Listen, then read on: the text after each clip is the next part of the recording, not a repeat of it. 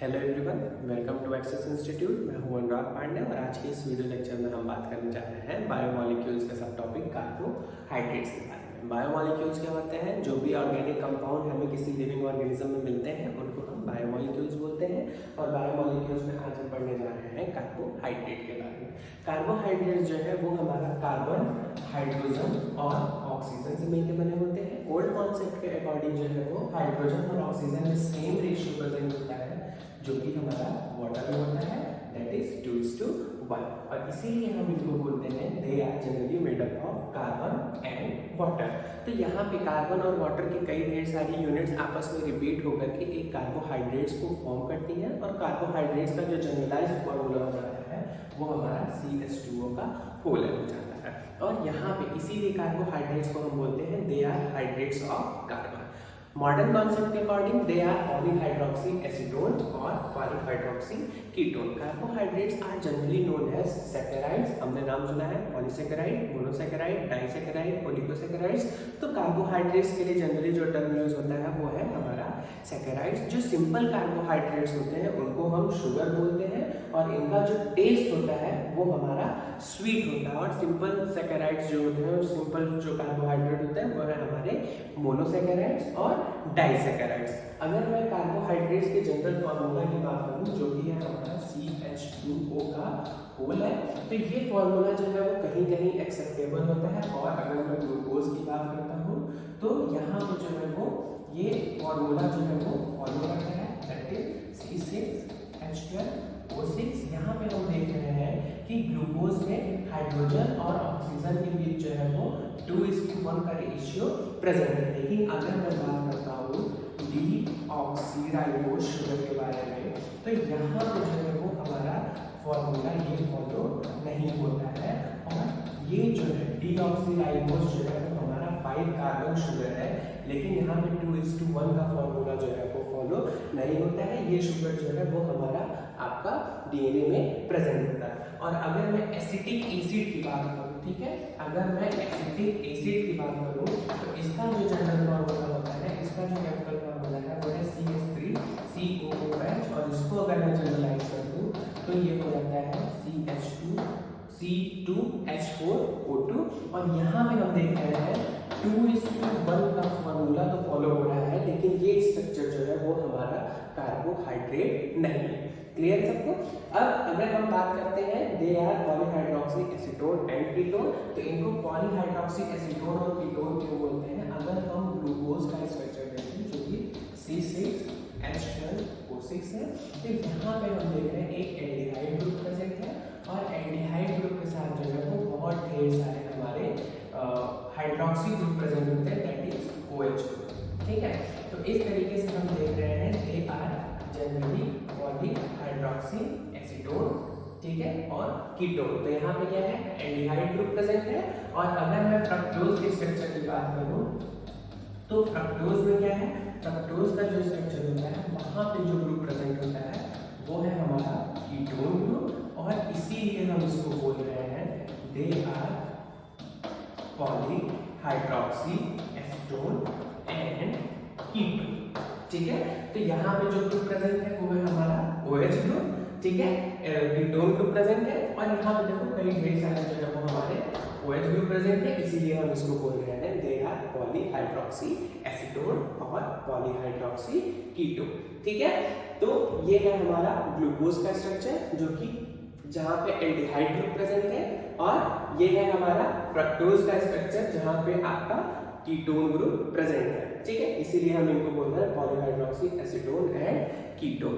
अब बात करते हैं मोनोसैकेराइड्स के बारे में। क्या होता है, तो जब सिंपल शुगर यानी कि सब शुगर की एक यूनिट प्रेजेंट होती है तो उस तरीके के कार्बोहाइड्रेट को हम बोलते हैं मोनोसैकेराइड्स। और मोनोसैकेराइड्स में अगर 3 कार्बन प्रेजेंट होते हैं तो उसको बोलते हैं ट्रायोज शुगर, जैसे कि ग्लिसरॉल्डिहाइड हो गया, डाइहाइड्रोक्सी एसीटोन हो गया।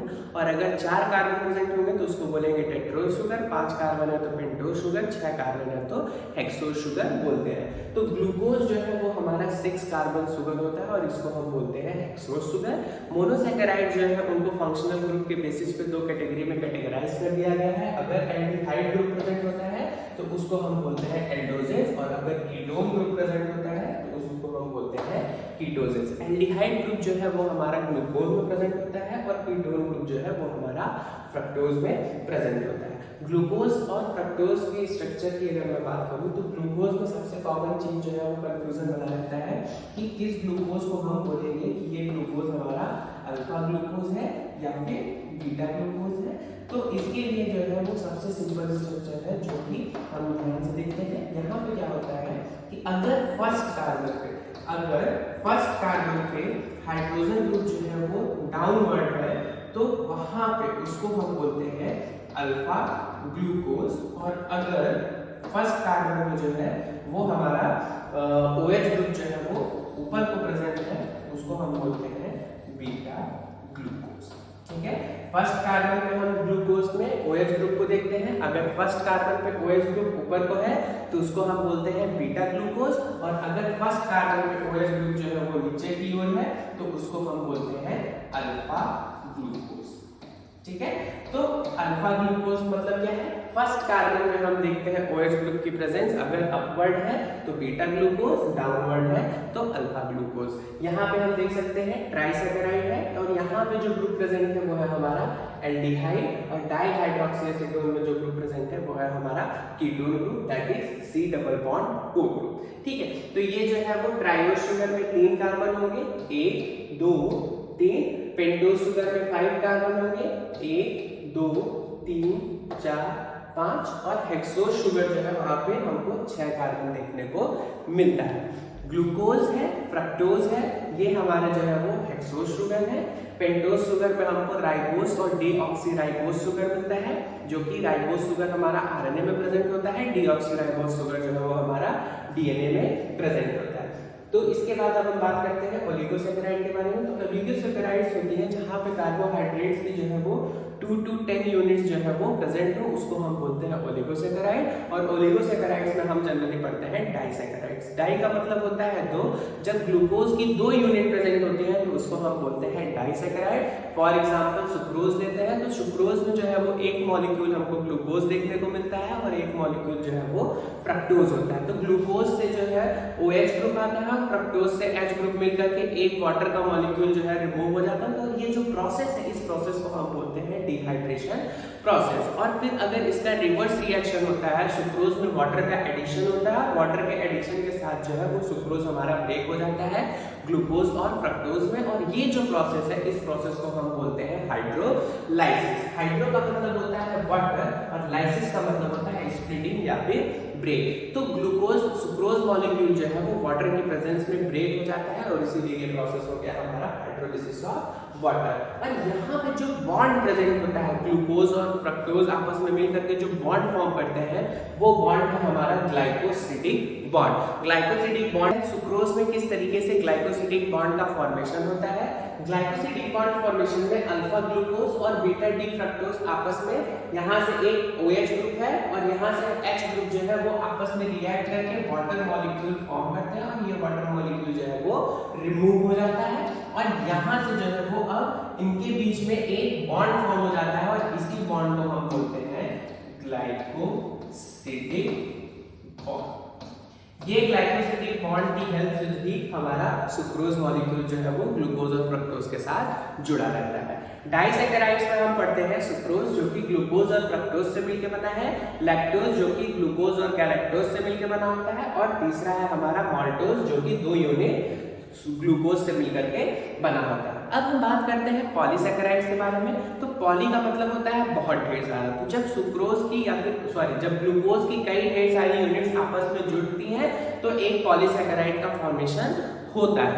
ये पॉलीसैकेराइड्स में जो रिपीटिंग यूनिट है, अगर वो रिपीटिंग यूनिट सेम होती है तो उनको हम बोलते हैं होमोपॉलीसैकेराइड, और अगर ये रिपीटिंग यूनिट जो है वो हमारी डिफरेंट होती है तो उनको हम बोलते हैं हेटेरोपॉलीसैकेराइड। तो होमोपॉलीसैकेराइड में जो है वो है स्टार्च जो कि हमारा प्लांट में रिजर्व फूड मटेरियल का काम करता है, और ये स्टार्च जो है वो हमारा ग्लूकोज का होमोपॉलीसैकेराइड है। सेलुलोज की अगर मैं बात करूं जिससे कि प्लांट का सेल वॉल बना होता है, ये सेलुलोज भी जो है वो हमारा होमोपॉलीसैकेराइड स्ट्रक्चर है ग्लूकोज का। और हम अगर बात करते हैं काइटिन की जो कि फंगल सेल में एक्सोस्केलेटन स्केलेटन का या फिर आर्थ्रोपोड्स में एक्सोस्केलेटन का काम करता है, फंगल सेल वॉल फॉर्मेशन करता है। ये काइटिन भी हमारा होमोपॉलीसेकेराइड होता है एन एसिटिल ग्लूकोसामिन या फिर एन एसिटिल गैल्क्टोसामिन का। और अगर मैं इनुलिन की बात करता हूँ तो ये इनुलिन जो है वो हमारा फ्रक्टोज का होमोपॉलीसेकेराइड होता है। और एनिमल में जो रिजर्व फूड होता है वो है हमारा ग्लाइकोजन। ये ग्लाइकोजन भी जो है वो हमारा ग्लूकोज का होमोपॉलीसेकेराइड होता है। अगर मैं बात करता हूँ स्टार्च के स्ट्रक्चर के बारे में, तो स्टार्च का जो स्ट्रक्चर है वहां पे हमको दो स्ट्रक्चर देखने को मिलते हैं। जो पहला स्ट्रक्चर होता है वो होता है लीनियर और अनब्रांच्ड, यानी कि यहाँ पे ब्रांचिंग नहीं प्रेजेंट होती है, उसको हम बोलते हैं एमाइलोज। और जो दूसरा स्ट्रक्चर है अनब्रांच्ड और चेन स्ट्रक्चर जो होता है उसको हम बोलते हैं एमाइलोपेक्टिन। एमाइलोज जो है वो हमारा 80% स्टार्च का कंटेंट बनाता है और एमाइलोपेक्टिन जो है वो हमारा ब्रांचिंग के लिए रिस्पॉन्सिबल होता है। एमाइलोज में जो बॉन्ड प्रेजेंट होता है वो है हमारा alpha 1,4 glycosidic bond, alpha 1,4 glycosidic bond. और हमारा जो है एमाइलोपेक्टिन में जो बॉन्ड प्रेजेंट होता है वो है हमारा अल्फा 1,6 ग्लाइकोसिडिक बॉन्ड। स्टार्च जो है वो हमारा आयोडीन की प्रेजेंस में ब्लू ब्लैक टेस्ट जो है वो देता है। तो आइए देखते हैं किस तरीके से स्टार्च में जो है वो अल्फा 1,4 ग्लाइकोसिडिक बॉन्ड बनता है और अल्फा 1,6 ग्लाइकोसिडिक बॉन्ड जो है वो बनता है। अगर हम इस स्ट्रक्चर में देखें, अगर इस स्ट्रक्चर में हम देखें तो यहाँ पे जो हमारा फर्स्ट, अगर इस कार्बन को हम नंबर दें, ग्लूकोज मॉलिक्यूल को नंबर देते हैं, तो ये हमारा first carbon, second carbon, third carbon, fourth, fifth और सिक्स्थ कार्बन। यहाँ पे हम देख रहे हैं हाइड्रोजन की जो प्रेजेंस है वो हाइड्रोजन जो है वो नीचे की ओर है, इसलिए मतलब जो हाइड्रोक्सी ग्रुप है वो डाउनवर्ड डायरेक्शन में है और इसीलिए ये है हमारा अल्फा ग्लूकोज। ठीक है, तो यहाँ पे हम देख रहे हैं जो फर्स्ट कार्बन है वो बॉन्डिंग में इन्वॉल्व हो रहा है और दूसरे ग्लूकोज मॉलिक्यूल को अगर हम नंबरिंग करते हैं तो ये फर्स्ट, ये सेकंड, ये थर्ड और ये जो है वो हमारा फोर्थ कार्बन हुआ, ये फिफ्थ कार्बन है और ये है हमारा सिक्स्थ कार्बन। तो यहाँ पे हम देख रहे हैं बॉन्डिंग में जो कार्बन इन्वॉल्व है दैट इज 1 and 4 और जो ग्लूकोज मॉलिक्यूल है वो ग्लूकोज है हमारा अल्फा ग्लूकोज। और इसीलिए यहाँ पे जो एमाइलोज में जो बॉन्डिंग है, ठीक है, एमाइलोज में जो बॉन्डिंग है वो है हमारा अल्फा 1,4 ग्लाइकोसिडिक बॉन्ड। ठीक है, अल्फा 1,4 ग्लाइकोसिडिक बॉन्ड जो है वो हमारा एमाइलोज में प्रेजेंट है। और एमाइलोपेक्टिन के स्ट्रक्चर में अगर हम ध्यान से देखें तो एमाइलोपेक्टिन के स्ट्रक्चर में हम देखते हैं, अगर यहाँ पे भी हम कार्बन की नंबरिंग करते हैं तो यहाँ पे ये है हमारा फर्स्ट कार्बन, ये है second carbon, third, fourth, fifth और सिक्स्थ कार्बन। ठीक है, और ये जो दूसरा वाला OH मतलब ग्लूकोज मॉलिक्यूल है, यहाँ पे अगर हम देखें 1 2 3 4 5 6, तो यहाँ पे हम देख रहे हैं कि ये जो फोर्थ कार्बन है ना, ये फोर्थ कार्बन जो है इसके साथ बॉन्डिंग हो रही है। तो एमाइलोपेक्टिन में एक बॉन्ड जो है वो हमारा क्या है अल्फा 1,4।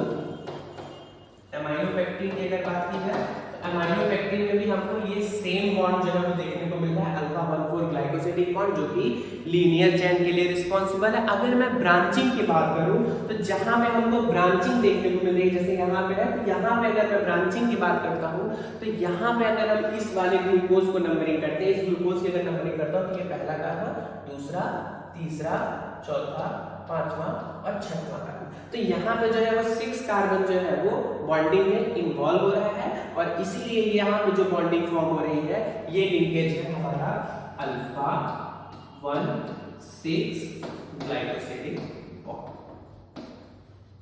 Alpha 1,6 glycosidic bond. तो स्टार्च के स्ट्रक्चर में दो स्ट्रक्चर प्रेजेंट है, एमाइलोज जहां पे हमको बॉन्डिंग देखने को मिल रही है अल्फा 1,4 ग्लाइकोसिडिक बॉन्ड, और ये एमाइलोज जो है वो हमारा लीनियर स्ट्रक्चर है।